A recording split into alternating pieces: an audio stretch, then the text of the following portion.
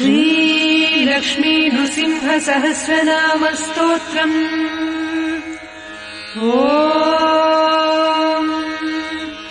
अस्य श्रीलक्ष्मी नृसिंह दिव्य सहस्रनाम स्तोत्र महामन्त्रस्य ब्रह्मा ऋषिः अनुष्ठुप् छन्दः श्रीलक्ष्मी नृसिंह देवता। श्म्रामिति बीजम् श्रीनिधि शक्तिः नखदंष्ट्रायुधायेति कीलकम्। मन्त्रराज श्रीलक्ष्मी नृसिंह प्रीत्यर्थे जपे विनियोगः। ध्यानम् सत्यज्ञानसुखस्वरूपममलम् क्षीराब्धिमध्यस्थितम् योगारूढमतिप्रसन्नवदनम् भूषा सहस्रोज्ज्वलम्। त्र्यक्षम् चक्रपिनाकसाभयकरान् बिभ्राणमर्कच्छविम् छत्रीभूतपणीन्द्रमिन्दुधवलम् लक्ष्मी नृसिंहम् भजे। लक्ष्मीचारुकुचद्वन्द्वकुङ्कुमाङ्कितवक्षसे नमो नृसिंहनाथाय सर्वमङ्गलमूर्तये। उपास्महे नृसिंहाख्यम् ब्रह्मवेदान्तगोचरम् भयोल्लासित संसारच्छेदहेतुम् जगद्गुरुम्।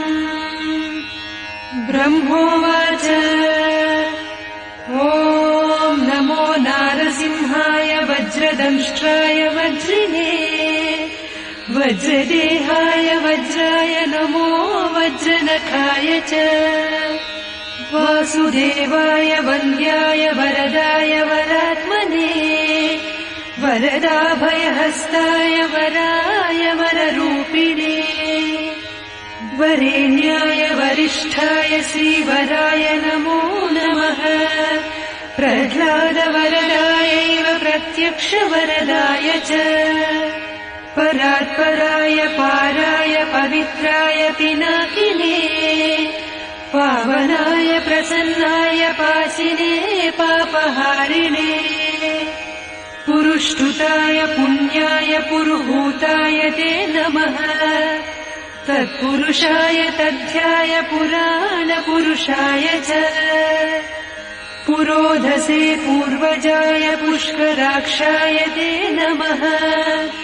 पुष्पहासाय हासाय महाहासाय शाङ्गिणे।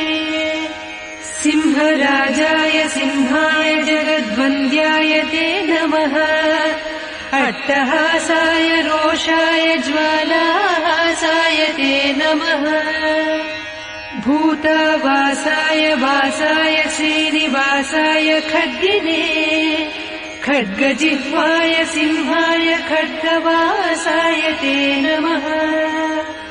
नमो मूलाधिवासाय धर्मवासाय धर्मिणे धनञ्जयाय धन्याय नमो मृत्युञ्जयाय च। शुभञ्जयाय सूत्राय नमः शत्रुञ्जयाय च। निरञ्जनाय नीराय निर्गुणाय गुणात्मने निष्प्रपञ्चाय निर्वाणप्रदाय निबिडाय च। निरञ्जनाय नीराय निर्गुणाय गुणात्मने निरालम्बाय नीलाय निष्कलाय कलात्मने निमेषाय निबन्धाय निमेषगमनाय च।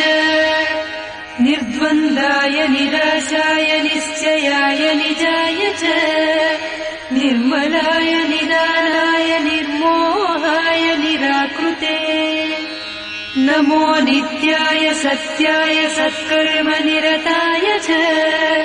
सत्यध्वजाय मुञ्जाय मुञ्जाकेशाय केशिने हरिकेशाय केशाय बुडाकेशाय वै नमः। सुकेशायोर्ध्वकेशाय केशिसंहारकाय च। जलेशाय स्थलेशाय पद्मेशायोग्ररूपिणे पुष्पेशाय कुलेशाय केशवाय नमो नमः।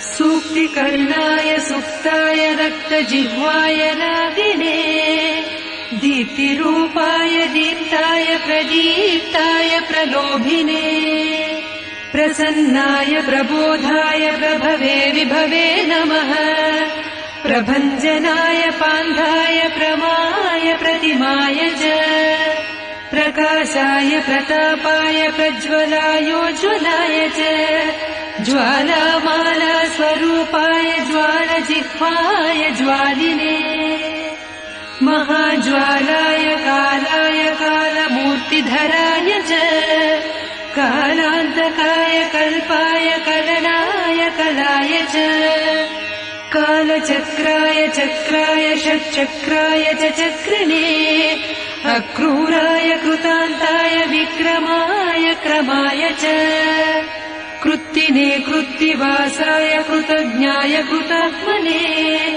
संक्रमाय च क्रुद्धाय क्रान्तलोकत्रयाय च अरूपाय स्वरूपाय हरये परमात्मने अजेयायादिदेवाय ह्यक्षयाय क्षयाय च अघोराय सुघोराय घोरघोरतराय च नमोऽस्तु घोरवीर्यालसद्घोराय ते नमः घोराध्यक्षाय दक्षाय दक्षिणार्हाय सम्भवे अमोघाय गुणौघाय ह्यनगमागहारिणे मेघनादाय नाथाय तुभ्यं मेघात्मने नमः मेघवाहनरूपाय मेघश्यामाय मालिने व्याळयज्ञोपवीताय व्याघ्रदेहाय ते नमः व्याघ्रपादाय ते व्याघ्रकर्मणे व्यापकाय च विकटस्याय वीर्याय विष्टरस्रवसे नमः विकीर्णनखदंष्ट्राय नखदंष्ट्रायुधाय च विश्वक्सेनाय सेनाय विह्वलाय बलाय च विरूपाक्षाय वीराय विशेषाक्षाय साक्षिणे वीतशोकाय वित्ताय विस्तीर्णवदनाय च विधानाय विधेयाय विजयाय जयाय च विबुद्धाय विभावाय नमो विश्वम्भराय च वीतरागाय विप्राय विटङ्किनयनाय च विपुलाय विनीताय विश्वयोने नमो नमः विडम्बनाय वित्ताय विश्रुताय वियोनये विह्वलाय विवादाय नमो व्याहृतये नमः विलासाय विकल्पाय महाकल्पाय ते नमः बहुकल्पाय कल्पाय कल्पातीताय शिल्पिने कल्पनाय स्वरूपाय फणितल्पाय वै नमः तटिप्रभाय ताक्षाय तरुणाय तरस्विने रसनायान्तरिक्षाय तापत्रयहराय च तारकाय तमोघ्नाय तत्त्वाय च तपस्विने तक्षकाय तनुत्राय तटिते तरणाय च शतरूपाय शान्ताय शतधाराय ते नमः शतपत्राय ताक्षाय स्थितये शान्तमूर्तये शतक्रतुस्वरूपाय शाश्वताय शतात्मने नमः सहस्रशिरसे सहस्रवदनाय च सहस्राक्षाय देवाय दिशश्रोत्राय ते नमः नमः सहस्रजिह्वाय महाजिह्वाय ते नमः सहस्रनामधेयाय सहस्रजठराय च सहस्रबाहवे तुभ्यं सहस्रचरणाय च सहस्रार्कप्रकाशाय सहस्रायुधधारिणे नमः स्थूलाय सूक्ष्माय सुसूक्ष्माय नमो नमः सुक्षीणाय सुभिक्षाय सूराध्यक्षाय सूरिणे धर्माध्यक्षाय धर्माय लोकाध्यक्षाय वै नमः प्रजाध्यक्षाय शिक्षाय विपक्षक्षयमूर्तये कालाध्यक्षाय तीक्ष्णाय मूलाध्यक्षाय ते नमः अधोक्षजाय मित्राय सुमित्रवरुणाय च शत्रुघ्नाय हरिघ्नाय विघ्नकोटिः चक्षुघ्नाय मधुघ्नाय भूतघ्नाय नमो नमः भूतपालाय भूताय भूतावासाय भूतिने भूतभेतालघाताय भूताधिपतये नमः भूतग्रहविनाशाय भूतसंयमिने नमः महाभूताय भृगवे सर्वभूतात्मने नमः सर्वारिष्टविनाशाय सर्वसम्पत्कराय च सर्वाधाराय सर्वाय सर्वार्तिहरये नमः सर्वदुःखप्रशान्ताय सर्वसौभाग्यदायिने सर्वज्ञानाद्यनन्ताय सर्वशक्तिधराय च सर्वैश्वर्यप्रदाते च सर्वकार्यविधायिने सर्वज्वरविनाशाय सर्वरोगापहारिणे सर्वाभिचारहन्त्रे च सर्वोत्पातविघातिने पिङ्गोक्षायैकशृङ्गाय द्विशृङ्गाय मरीचये बहुशृङ्गाय लिङ्गाय महाशृङ्गाय ते नमः माङ्गल्याय मनोज्ञाय मन्तव्याय महात्मने महादेवाय देवाय मातुलुङ्गधराय च महामाया प्रसूताय मायिने जलशायिने महोदराय मन्दाय मदनाय मदाय च मधुकैटभहन्त्रे च माधवाय मुरारये महावीर्याय धैर्याय चित्रवीर्याय ते नमः चित्रकर्माय चित्राय नमस्ते चित्रभालवे मायातीताय मायाय महावीराय ते नमः महातेजाय बीजाय तेजोधाम्ने च बीजिने तेजोमय नृसिंहाय तेजसां निधये नमः महादंष्ट्राय दंष्ट्राय नमः पुष्टिकराय च सिद्धिविष्ठाय पुष्टाय तुष्टये परमेष्टिने विशिष्टाय च शिष्टाय गरिष्ठायष्टदायिने नमो ज्येष्ठाय श्रेष्ठाय तुष्टायामिततेजसे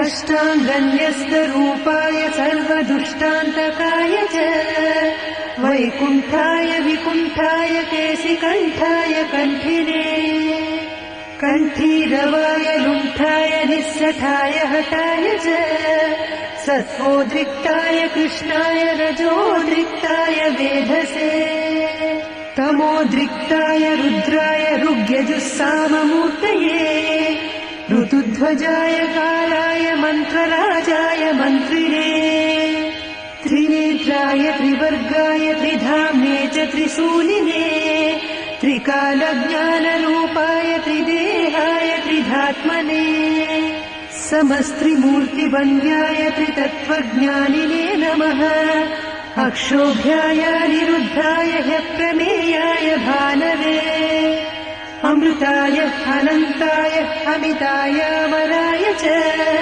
अपमृत्युविनाशाय अपस्मारविघातिने अन्नदायान्नरूपाय अन्नायान्नभुजे नमः आद्याय निरवद्याय वेद्याय अद्भुतकर्मणे सद्यो जाताय सन्धाय वैद्युताय नमो नमः विद्यातीताय शुद्धाय रागातीताय रागिणे योगीश्वराय योगाय गोहिताय गवाम्पते गन्धर्वाय गभीराय गर्जितायोर्जिताय च पद्माभाय सुनाभाय पद्मनाभाय भासिने पद्मनेत्राय पद्माय पद्माय पतये नमः पद्मोदराय पूताय पद्मकल्पोद्भवाय च नमो हृत्पद्मवासाय भूपद्मोद्धरणाय च सद्ब्रह्मस्वरूपाय ब्रह्मरूपधराय च ब्रह्मणे ब्रह्मरूपाय ब्रह्मनेत्रे नमो नमः ब्रह्मादये ब्राह्मणाय ब्रह्म ब्रह्मात्मने नमः सुब्रह्मण्याय देवाय ब्रह्मण्याय त्रिवेदिने परब्रह्मस्वरूपाय पञ्चब्रह्मात्मने नमः। नमस्ते ब्रह्मशिरसे तथा स्वशिरसे नमः। अथर्वशिरसे नित्यमचनिप्रतिमाय च नमस्ते तीक्ष्णदंष्ट्राय लोलाय ललिताय च लावण्याय लवित्राय नमस्ते लावकाय च लक्षणज्ञाय लक्ष्याय लक्षणाय नमो नमः। रसद्वीपाय दीप्ताय विष्णवे प्रभविष्णवे दृष्टिमूलाय कृष्णाय श्रीमहाविष्णवे नमः। पश्यामि त्वाम् महासिंहम् हारिणम् वनमालिनम् किरीटिनम् कुण्डलिनम् सर्वगम् सर्वतोमुखम् सर्वतः पाणिपादोरुम् सर्वतोक्षिशिरोमुखम् सर्वेश्वरम् सदा तुष्टम् सत्त्वस्थम् समरप्रियम् बहुयोजनविस्तीर्णम् बहुयोजनमायतम् बहुयोजनहस्ताङ्घ्रिम् बहुयोजननासिकम् महारूपम् महावक्त्रम् महादंष्ट्रम् महाभुजम् महानादम् महारुद्रम् महाकायम् महाबलम् आनाभेदः मनोरूपमागणाद्वैष्णवम् वपुः अशीर्षाद्रुद्रमीशानम् तदग्रे सर्वतः शिवम् नमोऽस्तु नारायण नारसिंह नमोऽस्तु नारायण वीरसिंह नमोऽस्तु नारायण क्रूरसिंह नमोऽस्तु नारायण दिव्यसिंह नमोऽस्तु नारायण व्याघ्रसिंह नमोऽस्तु नारायण पुच्छसिंह नमोऽस्तु नारायण पूर्णसिंह नमोऽस्तु नारायण रौद्रसिंह नमो नमो भीषण भद्रसिंह नमो नमो विज्वलनेत्रसिंह नमो नमो बृह्मितभूतसिंह नमो नमो निर्मलचित्तसिंह नमो नमो निर्जितकालसिंह नमो नमः कल्पितकल्पसिंह नमो नमः कामनकामसिंह नमो नमस्ते भुवनैकसिंह भविष्णुस्त्वम् सहिष्णुत्वम् भ्राजिष्णुर्जिष्णुरेव च पृथ्वीत्वमन्तरिक्षस्त्वम् पर्वतारण्यमेव च कलाकाष्ठादिलिप्तस्त्वम् मुहूर्तप्रहरादिकम् अहोरात्रम् त्रिसन्ध्यम् च पक्षमासत्तु वत्सरम्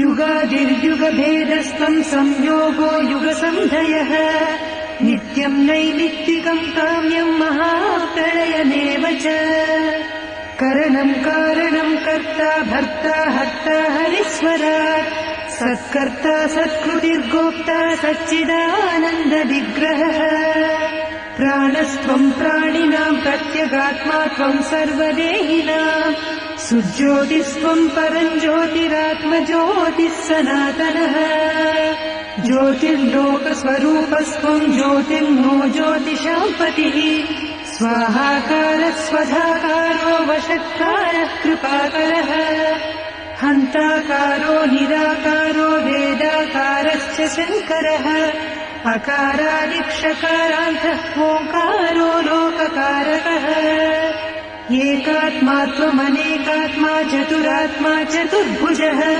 चतुर्मूर्तिश्चतुर्दंष्ट्रश्चतुर्वेदमयोत्तमः लोकप्रियो लोकगुरुर्लोकेशो लोकनायकः लोकसाक्षी लोकपतिर्लोकात्मा लोकलोचनः लोकाधारो बृहल्लोको लोकालोकमयो विभुः लोककर्ता महाकर्ता कृतकर्ता कृतागमः अनादिस्त्वमनन्तस्त्वमभूतो भूतविग्रहः स्तुतिस्तुत्यस्तव प्रीतस्तोतानीतानियामकः त्वम् गतिस्त्वम् मतिर्सत्यम् पिता माता गुरुः सखा सुहृदश्चाप्तरूपस्त्वम् त्वाम् विननात्र मे गतिः नमस्ते मन्त्ररूपाय ह्यस्त्ररूपाय ते नमः बहुरूपाय रूपाय पञ्चरूपधराय च भद्ररूपाय रूढाय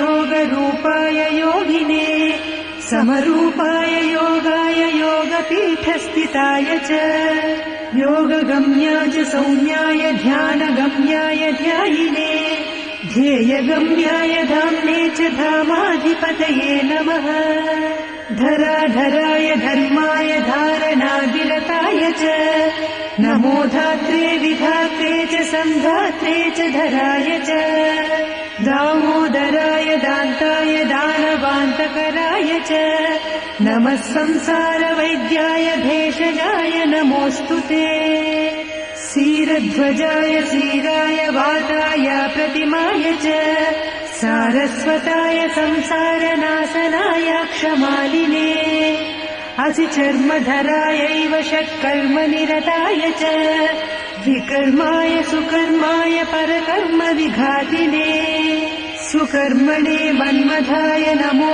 मर्माय मर्मिणे करिचर्मवसानाय कराळवदनाय च कवये पद्मगर्भाय भूगर्भाय कृपानिधे ब्रह्मगर्भाय गर्भाय बृहद्गर्भाय धूर्जते नमोऽस्तु विश्वगर्भाय श्रीगर्भाय चितारये नमो हिरण्यगर्भाय हिरण्यकवचाय च हिरण्यवर्णदेहाय हिरण्याक्षविनाशिने हिरण्यकनिहन्त्रे च हिरण्यनयनाय च हिरण्यरेतसेतुभ्यम् हिरण्यवदनाय च नमो हिरण्यशृङ्गाय निःशृङ्गाय च शृङ्गिणे भैरवाय सुकेशाय भीषणायान्त्रमालिने चण्डाय तुण्डमालाय नमो दण्डधराय च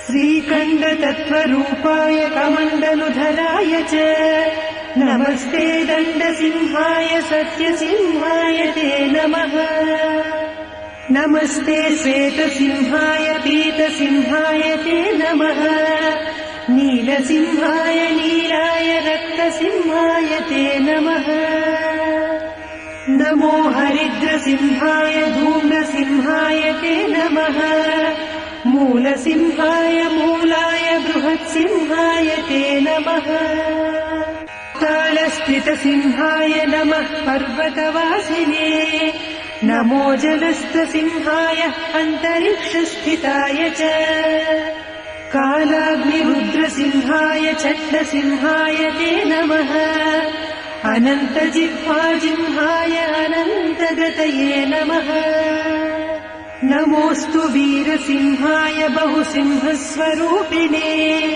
नमोऽन्विचित्रसिंहाय नारसिंहाय ते नमः अभयङ्करसिंहाय नरसिंहाय ते नमः सप्ताभिमेखलायैव सप्तसामस्वरूपिणे सप्तधातुस्वरूपाय सप्तच्छन्दोमयाय च सप्तलोकान्तरस्थाय सप्तस्वरमयाय च सप्ताक्षिरूपदंष्ट्राय सप्तास्वरथरूपिणे स्वच्छाय स्वच्छरूपाय स्वच्छन्दाय नमो नमः श्रीवत्साय सुरेशाय सुतये सुतमूर्तये सुचिस्रवाय सूराय सुखोगाय सुधन्विने शुभ्राय सुरनाथाय सुलभाय शुभाय च सुदर्शनाय सूक्ताय निरुक्ताय नमो नमः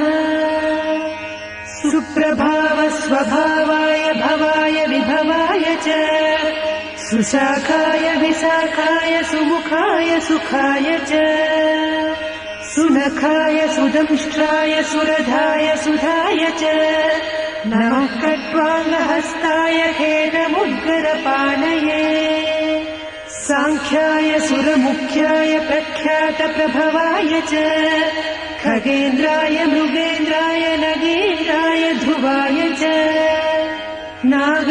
नागकेयूरहाराय नागेन्द्राय घमर्दिने नदीवासाय नागाय नानारूपधराय च नागेश्वराय नग्नाय नमिताय मिताय च नागान्तकरतायैव नरनारायणाय च नमो मत्स्य मत्स्यस्वरूपाय कच्छपाय नमो नमः।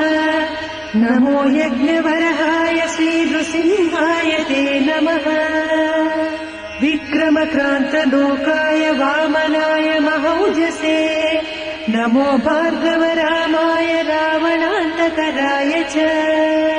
नमस्ते बलरामाय कंसप्रध्वंसकारिणे बुद्धाय बुद्धरूपाय तीक्ष्णरूपाय कल्किने। आत्रेयायाग्निनेत्राय कपिलाय द्विजाय च क्षेत्राय पशुपालाय पशुवक्त्राय ते नमः। गृहस्थाय वनस्थाय यतये ब्रह्मचारिणे स्वर्गापवर्गदात्रे च तद्गोत्रे च ममुक्षणे। सालग्रामनिवासाय क्षीराब्धिनिलयाय च श्रीशैलाद्रिनिवासाय शैलवासाय ते नमः। योगिहृत्पद्मवासाय महाहंसाय ते नमः। गुहावासाय गुह्याय गुप्ताय गुरवे नमः। नमो मूलादिवासाय नीलवस्त्रधराय च पीतवस्त्रधरायैव रक्तवस्त्रधराय च। रक्तमाला विभूषाय रक्तगन्धानुलेपिने धुरन्धराय धूर्ताय दुर्गमाय धुराय च। दुर्मदाय दुरन्ताय दुर्धराय नमो नमः। दुर्निरीक्षाय दीप्ताय दुर्धर्माय द्रुमाय च। दुर्भेदाय दुरासाय दुर्लभाय नमो नमः। दृप्ताय दीप्तवक्त्राय बुद्वृत्ताय नमो नमः। उन्मत्ताय प्रमत्ताय नमो दैत्यारये नमः। रसज्ञाय रसेशाय ह्याकर्णनयनाय च। वन्ध्याय परिवेशाय रथ्याय रसिकाय च। ऊर्ध्वोष्मायोध्वदेहाय नमस्ते चोध्वरेतसे। पद्मप्रध्वंसिकान्ताय शङ्खचक्रधराय च। गदापद्मधरायै पञ्चबाणधराय च।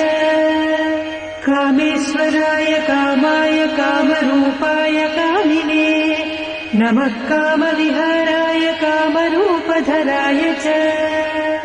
सोमसूर्याग्निनेत्राय सोमपाय नमो नमः। समः सोमाय वामाय वासुदेवाय ते नमः। सामस्वराय सौम्याय भक्तिगम्याय ते नमः। कूष्माण्डगणनाथाय सर्वश्रेयस्कराय च। भीष्माय भीकरायै न भीमविक्रमणाय च। मृगग्रीवाय जीवाय जिताय जितकासिने। जटिने जामदग्न्याय नमस्ते जातवेदसे। जपाकुसुमवर्णाय जप्याय जपिताय च। जरायुजायाण्डजाय सेदजायोद्भिदाय च। जनार्दनाय रामाय जाह्नवीजनकाय च। जराजन्मविदूराय प्रद्युम्नाय प्रबोधिने रौद्रजिह्वाय रुद्राय वीरभद्राय ते नमः। छिद्रूपाय समुद्राय कद्रुद्राय प्रचेतसे। इन्द्रियायेन्द्रियज्ञाय समैन्द्रानुजाय च। अतीन्द्रायाय सान्द्राय इन्दिरापतये नमः। ईशानाय च हीढ्याय हीप्सिताय त्रिनाय च। व्योमात्मने च व्योम्ने च नमस्ते व्योमकेशिने। व्योमोद्धराय च व्योमवक्त्राय सुरघातिने। नमस्ते व्योमदंष्ट्राय व्योमवासाय ते नमः। सुकुमाराय माराय सिंसुमाराय ते नमः। विश्वाय विश्वरूपाय नमो विश्वात्मकाय च। ज्ञानात्मकाय ज्ञानाय विश्वेशाय वरात्मने। एकात्मने नमस्तुभ्यं नमस्ते द्वादशात्मने। चतुर्विंशतिरूपाय पञ्चविंशतिमूर्तये। भावशुद्धाय साध्याय सिद्धाय शरभाय च प्रबोधाय सुबोधाय नमो बुद्धिप्रदाय च स्निग्धाय च विदग्धाय मुग्धाय मुनये नमः प्रियश्रवाय श्राव्याय श्रुवाय च श्रवाय च ग्रहेशाय महेशाय ब्रह्मेशाय नमो नमः श्रीधराय सुतीर्थाय हयग्रीवाय ते नमः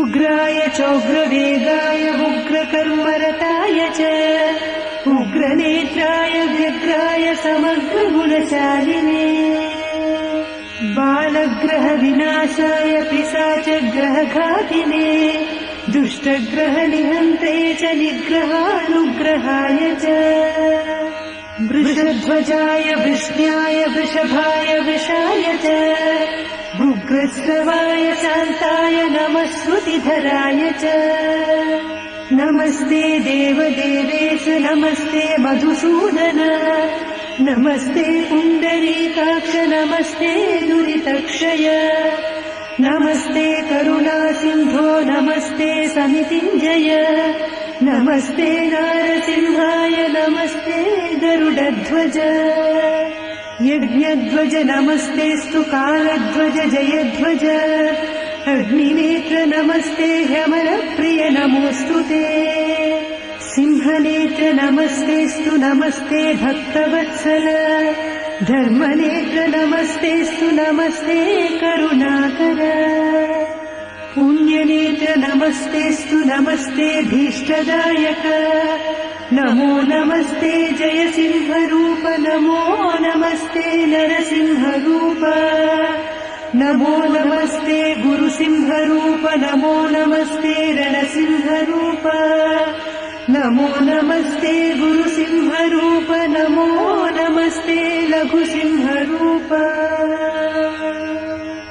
इति श्रीमन्नृसिंहपुराणे स्तोत्ररत्नाकरे श्रीनरसिंह प्रादुर्भावे आपदुद्धार घोरवीर लक्ष्मी नृसिंह दिव्यसहस्रनाम स्तोत्र मन्त्रराजः सर्वार्थसाधनम् नाम 200तमोऽध्यायः।